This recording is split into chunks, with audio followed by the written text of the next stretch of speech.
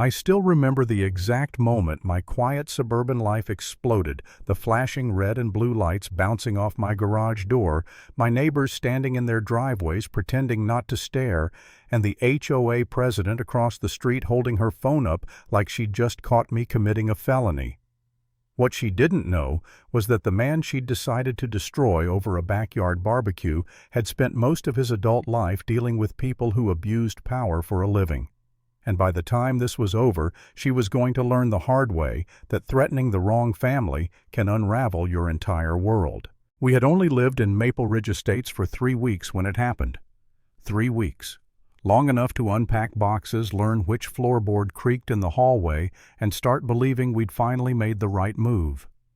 The neighborhood looked like something out of a brochure: manicured lawns, identical mailboxes, quiet streets where kids rode bikes until sunset. The HOA was strict, sure, but I didn't think much of it. I'm a rule follower by nature. I read contracts. I read fine print. I'd read every line of the HOA covenant before we closed on the house. I knew exactly what was allowed and what wasn't. That Saturday was my youngest daughter's 8th birthday. Nothing wild. A few balloons tied to the patio chairs, some family members, a couple of neighborhood kids, and me standing at the grill flipping burgers around 3 in the afternoon. The music was low background noise at best. We'd even notified our immediate neighbors the day before, just like the HOA guidelines suggested. It felt normal, peaceful, the kind of day you move to the suburbs for. Then I saw her marching across the lawn, Linda Watkins. At the time, I didn't know her name. All I knew was the way she walked, fast, stiff, purposeful, like she'd been waiting for an excuse. She was dressed head to toe in white oversized sunglasses pushed up into her hairphone, already in her hand, before she even reached my property line. "Excuse me," she snapped. "Excuse me." I set the spatula down and walked over, smiling, trying to keep things friendly. "Hi, I'm Mark. We just moved in a few weeks ago." She didn't even look at my hand. "I don't care who you are. This barbecue is a violation. The smoke is blowing into my yard, the music is too loud, and you didn't get HOA approval for a gathering like this." I remember blinking, honestly confused. I checked the rules. Gatherings under 20 people don't require approval. We're well under that. And the music's at a reasonable volume. Her head snapped up. "Are you arguing with me?" "I'm just explaining. I'm on the HOA board," she cut in, stepping closer. "And I'm telling you, this is unacceptable. You'll be receiving a formal complaint." My wife came up behind me and squeezed my hand. She knows that tone in my voice, the one I use when I'm trying very hard not to escalate. "Ma'am," I said calmly, "it's a kid's birthday party. We'll be done by 7, well before the noise curfew." That's when she pulled out her phone and said loud enough for half the street to hear, "We'll see what the police have to say about that." 20 minutes later, 2 patrol cars rolled up. The officers looked apologetic before they even got out. Anyone who's ever responded to a noise complaint knows the look, the one that says, "We already know this is nonsense." The older officer scanned the yard, the kids laughing, the balloons, the grill. "Sir, we got a call about a disturbance."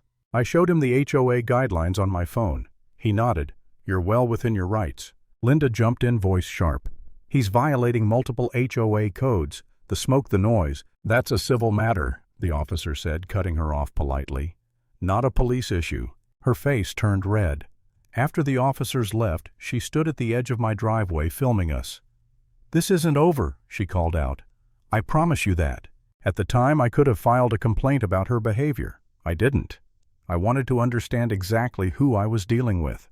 The next morning, there was an official-looking envelope in my mailbox. Red letters across the top. Notice of violation.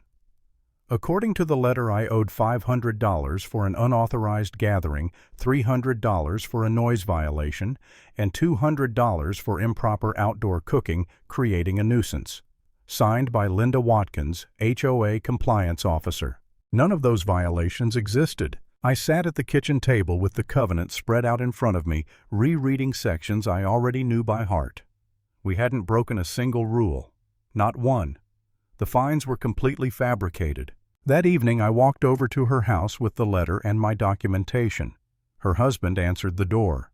Mid-40s, clean-cut, polite.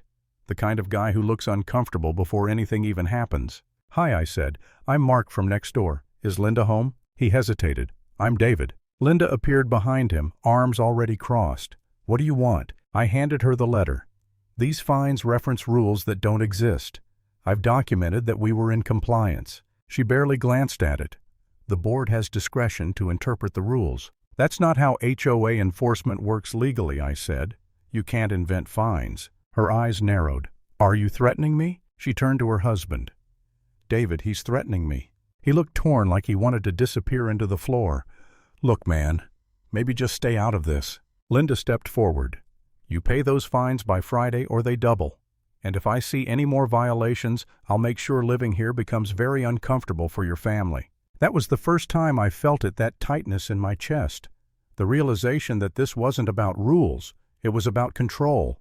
Over the next few days it escalated fast. A man I'd never seen before parked an unmarked car down the street and started photographing my house. He handed me another notice: lawn too tall, mailbox the wrong shade of black. Hundreds more in fines. His badge looked official until you noticed it was just a laminated card from an online template. "My neighbor hired me," he admitted when I pressed him. "I'm just doing what she paid for." Then my wife called me at work, her voice shaking. Someone from HOA security tried to enter the backyard while the girls were playing. He said the swing set was an illegal structure. He threatened to report us to child services. That was the moment I sat back in my chair and stared at the ceiling. For the first time I doubted myself. I wondered if moving here had been a mistake, if fighting this was worth it, if I should just pay the fines, keep my head down, protect my family by staying quiet. I thought about how tired my wife looked, about my daughters asking why strangers kept taking pictures of our house. I almost gave up. Then I remembered something important: bullies don't stop when you comply. They escalate. I ran a background check on David. Standard procedure when someone shows aggressive behavior near my family. His name pulled up immediately. Federal employment, same agency, different division, 3 levels down the operational chain. That's when the situation changed, not because of who I was, but because of what Linda had done.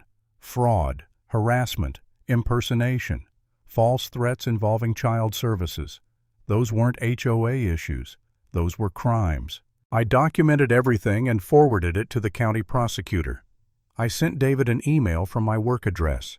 "Need to discuss a serious matter regarding your wife's HOA activities.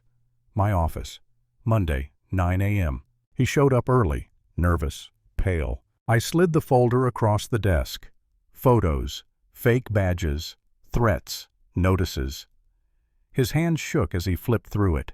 I didn't know he whispered. She said it was just a neighbor dispute. "You need to understand something," I said quietly. "She threatened my children." That crossed a line. When he left, I knew exactly what was coming. That afternoon, Linda stormed across the street toward my house, screaming before she even reached the door. "How dare you drag my husband into this? I will ruin you." I opened the door and held up my credentials. She froze. "I'm a federal agent," I said. "What you've done constitutes multiple crimes. The prosecutor has your file. You should stop talking now." Her face drained of color. Her mouth opened, but no sound came out. Minutes later, patrol cars pulled up again. This time, no apologies, just business. As the officers spoke to her, neighbors started gathering. One by one, they told their stories: bogus fines, threats, intimidation, people she'd been terrorizing for years. By Wednesday, Linda was suspended from the HOA. Charges were filed. The board uncovered tens of thousands in fraudulent fines. Refunds were issued. Oversight policies put in place. I never celebrated. I just went back to my grill the next Saturday and cooked burgers while my kids played in the yard uninterrupted. Some people think power comes from titles, but real power comes from knowing when to stand up and refusing to let bullies decide who gets to live in peace.